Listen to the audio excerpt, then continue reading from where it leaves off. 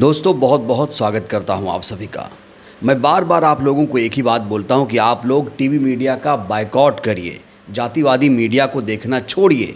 अगर आप लोग उसे देखना नहीं छोड़ेंगे तो ये आप ही का नुकसान होगा। ऐसा मैं इसलिए कह रहा हूं क्योंकि जो टीवी मीडिया है वो झूठी खबरें, प्रोपेगेंडा खबरें फैलाता है। दोस्तों इस समय की एक सबसे बड़ी खबर मैं आपको दिखाने जा रहा हूँ।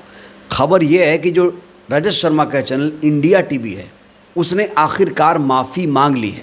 और जब ये लोग माफ़ी मांगते हैं तो ये सामने से नहीं आते हैं। कायदे से तो रजत शर्मा को इस खबर को लेकर माफ़ी मांगनी चाहिए थी। जिस तरीके से दिन रात ये लोग झूठ बोलते हैं, रजत शर्मा जो इसके मालिक हैं उन्हें खुद सामने आना चाहिए था कि मुझे क्षमा करिए, माफ़ कर दीजिए। लेकिन जब माफ़ी की बात आती है तो ये लोग ऐसे एंकर को सामने करते हैं जिसे आप पहचानते ही नहीं हैं। ऐसा चेहरा सामने रखते हैं जिसे कोई नहीं पहचानता है। जब क्रेडिट लेना होगा, बड़ी बड़ी खबरें चलानी होगी तो ये लोग बड़े बड़े एंकरों को सामने रखेंगे, लेकिन जब माफ़ी मांगने की बात आएगी तो उसे टिकर पर चला देंगे या छोटे मोटे एंकरों को सामने कर देंगे। अपनी बेशर्मी के लिए, अपनी झूठी खबरें फैलाने के लिए इंडिया टीवी किस तरीके से माफ़ी मांग रहा है, देखिए ज़रा। हमसे खबर चल गई थी कि उपराष्ट्रपति का दफ्तर सील कर दिया गया है, तुरंत घर खाली करने के लिए कहा गया। बाद में जब हमने इसकी और डिटेल चेक की तो ये पता चला कि हमारी खबर का सूत्र गलत था। इसके लिए हम अपने दर्शकों से माफी मांगते हैं। हमारी हमेशा ये कोशिश रहेगी कि दर्शकों तक हमेशा सच्ची खबरें ही पहुंचे। तो ये है देश का चौथा पिलर जो पूरी तरह से हिल गया है, जर्जर हो चुका है।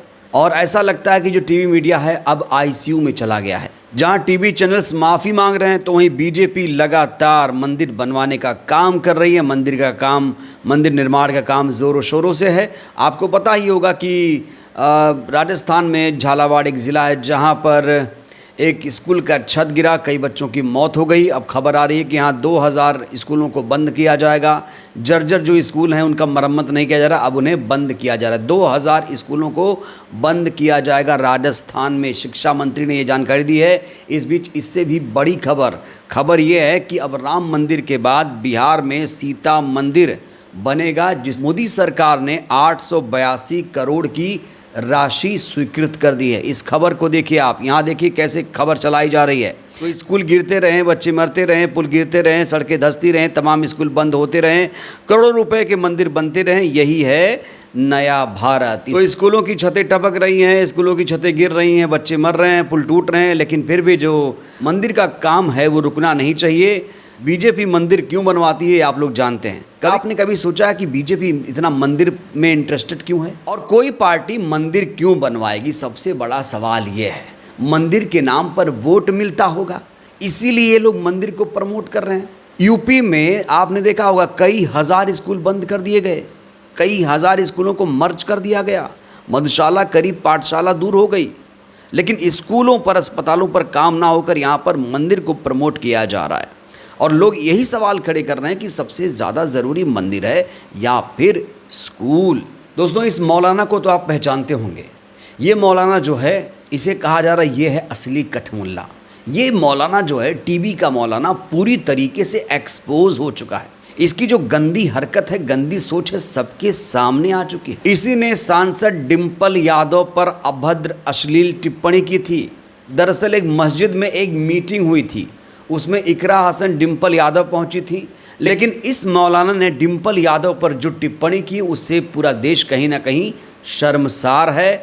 और ऐसे मौलानाओं की वजह से बहुत सारे लोग भी बदनाम हो जाते हैं। मैं आपको एक फोटो दिखाता हूं अंसार भाई, आप भी देखकर उस फोटो से शर्मा जाएंगे। मैं नाम नहीं लेता, सब जानते हैं। जो मोहतरमा उनके साथ थी, दो औरतें थी। एक तो बिल्कुल अपने मुस्लिम उसमें थी, सर पे दुपट्टा था उनका, सब कुछ था, इकरा हसन जी। जो मोहतरमा थी डिम्पल यादव जी, आप उनकी पीठ का फोटो देख लीजिए, नंगी बैठी हैं। नहीं, आप प्लीज थोड़ा जरा शब्द का जरा इस्तेमाल। मैं इसलिए कह रहा हूं, अंसार भाई को समझाने के लिए कह रहा हूं। आप समझाने के लिए बेहतर शब्द का इस्तेमाल। या फिर 5000 रुपए जो सत्ताधारी पार्टी से इसे मिल रहा है, इससे इसका खर्चा नहीं चल पा रहा है। तो बीजेपी के लिए बैटिंग करने वाला ये मौलाना पूरी तरीके से एक्सपोज हो चुका है। डिम्पल यादव पर शर्मनाक टिप्पणी को लेकर जो सब समाज के लोग हैं वो इसकी निंदा कर रहे हैं। आपको याद होगा दिल्ली की पार्लियामेंट मस्जिद में अखिलेश यादव, डिम्पल यादव समेत एसपी नेताओं की तस्वीरें वायरल हुई थी। तो सांसद मौलाना मोहिबुल्लाह नदवी जो मस्जिद के इमाम भी हैं, उन्हें हटाने की मांग शुरू हो गई। तो पार्लियामेंट मस्जिद में जिस तरीके से बैठक हुई थी, इस पूरे मामले को लेकर सदर मौलाना मोहम्मद असद मदनी से इसको लेकर सवाल पूछा गया कि ये जो मस्जिद में बैठक हुई थी क्या ये जायज़ थी। तो उन्होंने इसको लेकर बहुत ही संतुलित जवाब दिया है। उन्होंने कहा कि इसमें कुछ भी गलत नहीं है। देखिए ज़रा। ये मुझे नहीं मालूम कि वो तस्वीर तो मैंने भी देखी है, लेकिन मुझे ये नहीं मालूम कि वो किस कॉन्टेक्स्ट में वो लोग जमा हुए थे। अगर वो ऐसे ही जमा हो गए कि भाई वक्त बीच में पार्लियामेंट में बहुत मरतबा ऐसा होता है वो खाली होता है। अब 1 घंटे के लिए अगर ऑफिस जाएंगे तो जाने आने में 1 घंटा लग जाएगा, तो क्या करें? सेंट्रल हॉल में आके बैठ जाते हैं, चाय पीते हैं, कॉफी पीते हैं, बातें करते हैं, मिलते हैं।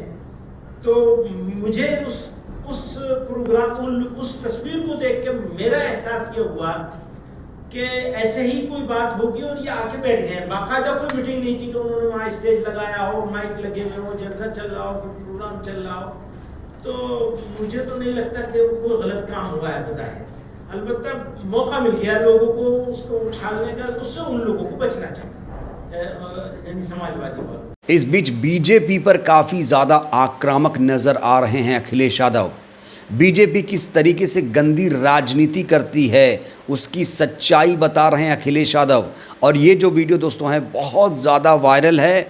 अखिलेश यादव इस वीडियो में कह रहे हैं कि देश को तोड़ने वाले, देश को बांटने वाले, समाज में नफरत फैलाने वाले कभी भी देशभक्त नहीं हो सकते। तो अखिलेश यादव का ये जो वीडियो वायरल हो रहा है आप भी देखिए। फौज में एक गरीब को इन्होंने पकड़ा, भारतीय जनता पार्टी के कार्यकर्ता नेताओं ने, और उससे कहा कि हम तुम्हें 10,000 रुपए या 20,000 रुपए देंगे, तुम ये जानवर का ये मांस इस मंदिर में फेंक दो।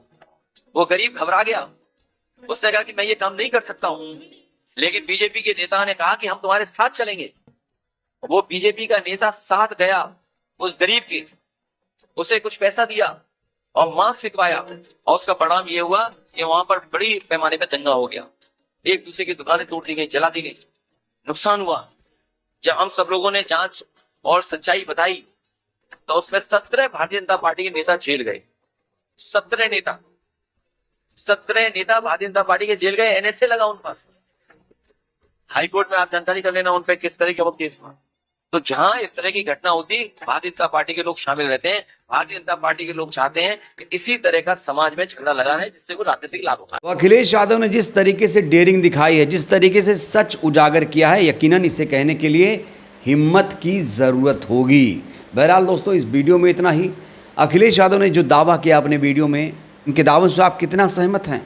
प्रतिक्रिया दीजिएगा। और जो डबल इंजन की सरकार चल रही है उसे आप 10 में से कितना अंक देंगे? प्रतिक्रिया दीजिएगा। बहुत बहुत धन्यवाद।